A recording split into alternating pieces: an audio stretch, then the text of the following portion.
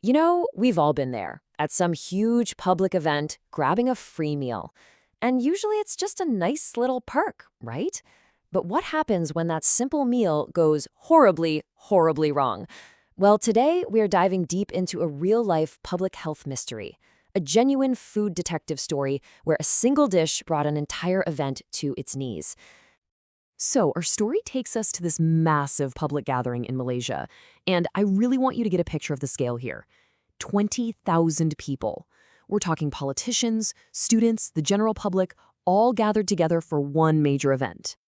But then, out of that huge crowd, something goes seriously wrong. 169 people, attendees who were just there to enjoy the day, suddenly become violently ill.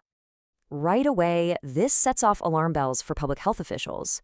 I mean, what on earth could sicken that many people, that quickly, all at the same event? This is the central mystery we're going to unravel together. Okay, so let's set the scene and really get a feel for how this whole outbreak started to unfold.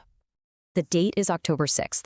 At the event, everyone's getting these prepackaged meals. And here's our very first major clue in the investigation. The food isn't coming from just one place. Nope. It's being supplied by two totally separate caterers. Remember that. Now take a look at this timeline, because this is such a critical piece of the puzzle. The food gets served at 7 a.m. By 8:30, just 90 minutes later, the first person is already sick. Then cases just explode over the next 10 hours.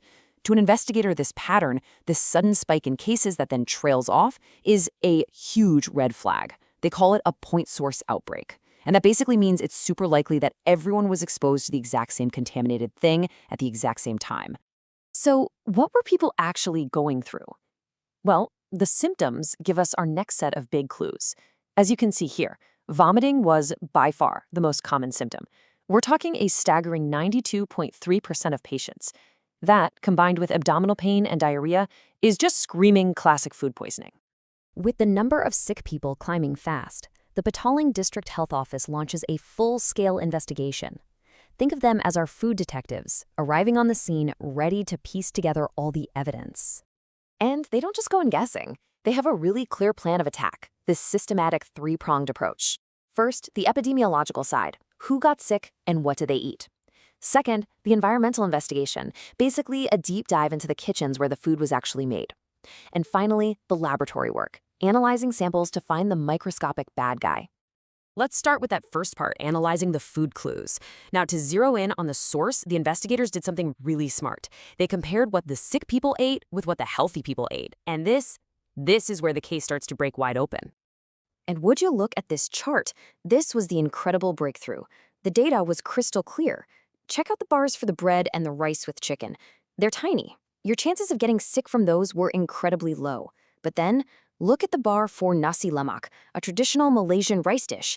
It is massive. If you ate the nasi lemak, your odds of getting sick were almost 10 times higher. The data is practically screaming, pointing its finger at one specific meal. So there you have it. It's clear. Our detectives now have their prime suspect. All the statistical evidence is pointing directly to the nasi lemak. But hey, having a suspect isn't enough, right? You need hard evidence. So to confirm their theory, the investigators had to go to the scene of the crime, the actual kitchens of the two caterers. And what they found? Wow. It was a shocking tale of two kitchens. On one hand, you had caterer B, who was totally fine, passed with a solid cleanliness score. But caterer A? It was an absolute disaster. They failed with a dismal score of just 48.8%. Their chiller was too warm, their staff had zero food safety training, and the kitchen itself was dirty and overcrowded. It was a ticking time bomb. But this quote from the official report? This is probably the most damning piece of evidence yet. The nasi lemak was prepared more than a full day before anyone ate it. And even worse, it was left sitting out at room temperature for up to 20 hours. For bacteria, that's not a holding time. That's an invitation to a feast. It is the perfect recipe for a public health disaster. Okay, now for the lab results, which are going to connect all the dots. The first bacterial culprit they found was Bacillus cereus. This is a notorious food poisoning bacteria, and guess what? It absolutely loves to grow in plant-based foods, especially rice. The connection to our prime suspect, the nasi lemak, could not be clearer. But Bacillus cereus wasn't working alone. The lab found an accomplice, Staphylococcus aureus. Now, this bacteria lives on our skin, and it gets into food through poor hygiene, exactly the kind of conditions the investigators found at Caterer A. And this table from the final lab report, this is the smoking gun. Every single food sample they took from Caterer A tested positive for bacteria. It was found on nearly half of the kitchen surfaces they swabbed. And, this is critical, it was found on the hands of the food handlers themselves. This confirms the entire chain of contamination, from the people making the food to the food itself. So, with a clear suspect, just overwhelming evidence, and conclusive lab work, it's time for the verdict.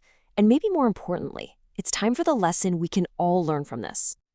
The case was officially solved. The outbreak was caused by contaminated nasi lemak from Caterer A. And the root causes? A devastating mix of poor hygiene, untrained staff, and dangerously improper food handling and storage.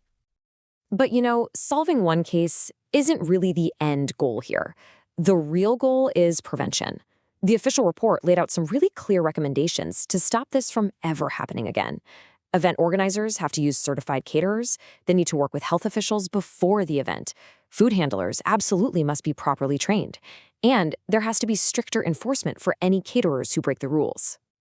And so this whole detective story really comes down to a final crucial question.